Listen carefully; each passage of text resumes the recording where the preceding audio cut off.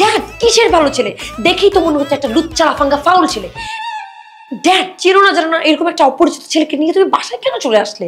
আরে বাবা, ছেলেটা মালয়েশিয়াতে কাজ করতে আসছে, এসে তার পাসপোর্ট ভিসা সব হারায় ফেলছে। এখন যদি পুলিশ তাকে ধরে তাকে তো দেশে পাঠাই দিবে।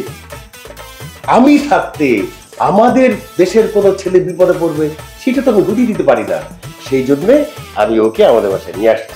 ও মাই গড ড্যাড, তুমি কি করলে? একটা মানুষ তোমাকে কান্নাকাটি করে যত মিথ্যা কথা বলো তুমি সেটা বিশ্বাস করে তাকে বাসায় নিয়ে চলে আসলে। এমনও তো হতে পারে এই ছেলে একটা ডাকাত, আমাদের বাসার সবকিছু ডাকাতি করে নিয়ে চলে যাবে। চুপ! আর একটা বাজে কথা বলবি না। আমাদের দেশের ছেলেরা এই ধরনের কোনো কাজ করতেই পারে না। আমাদের দেশের ছেলেদেরকে নিয়ে একটা খারাপ কথা বলবি তো তোর জিভ কেটে ছিড়বে। শাবাশ! এই না হলে বাঙালি বাপ। চুপ কর, আর একটা কথা বলবি না। আমার ড্যাড তোকে এই বাসায় থাকতে দিলেও আমি তোকে এই বাসায় থাকতে দিব না। যা এখন বের হয়ে যা। আঙ্কেল আমি তাহলে চলেই যাচ্ছি। আরে না না না, এই সুজানা, তোর সমস্যা কি? ও আমাদের বাসায় থাকলে তোর সমস্যা কি? ওফো ড্যাড, তুমি কেন বুঝতে পারছো না? আমি একটা একা মেয়ে মানুষ এই বাসায় থাকি। ড্যাড এই ছেলের মতিগতি আমার কাছে ঠিক মনে হচ্ছে না। যদি সে আমার থেকে বদ নজরে তাকায়, যদি বা সর্বনাশ করতে চায়, ড্যাড তখন আমি কি করবো? ড্যাড আঙ্কেল আমি বাংলাদেশের ছেলে, আর বাংলাদেশের ছেলেরা কত লাজুক হয় এটা তো আপনি খুব ভালো করে জানেন। রাস্তা দিয়ে একটা মেয়ে গেলে আমি মাথা উঁচু করে তাকাই না, মাথা নিচের দিকে রাস্তার দিকে তাকিয়ে হাঁটি। আর সে বলতেছে আমি তার সর্বনাশ করব।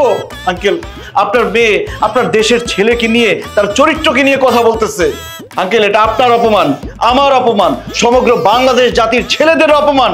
এই অপমান কি আপনি মুখ বুজে সহ্য করবেন? আপনি কি কিছুই বলবেন না? অবশ্যই বলবো। এই তুই এত বড় সাহস হয় কি করে? তুই বাংলাদেশের ছেলেদের চরিত্র দিয়ে কথা বলিস? তুই জানিস বাংলাদেশের ছেলেদের চরিত্র হয় ফুলের মতো পবিত্র। ও তো সর্বনাশ করা তো দূরের কথা, ও হচ্ছে বাংলাদেশি ছেলে। বাংলাদেশি ছেলে হয়ে তোর দিকে তো ফিরেও তাকাবে না। আমার সাফ সাফ কথা, ও এই বাসায় থাকবে।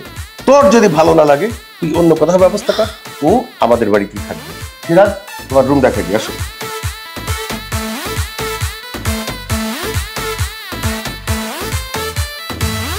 আমার বাবাকে পটিয়ে এই বাসায় তুই ঢুকতে পেরেছিস ঠিকই, কিন্তু আমি তোকে এখানে থাকতে দিব না।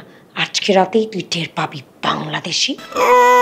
প্রেমের টানে এসেছি মালয়েশিয়া, প্রেমের টানে এসেছি মালয়েশিয়া।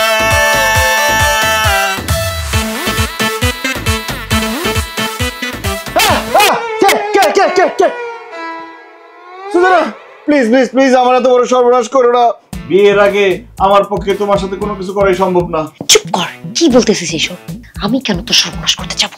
আমি জানি বিদেশি মেয়েরা খুব ফ্রি, আর তুমি তো ছোটবেলা থেকে বিদেশেই থাকো, তার মানে তুমিও ফ্রি। প্লিজ তুমি আমার এত বড় সর্বনাশ করো না।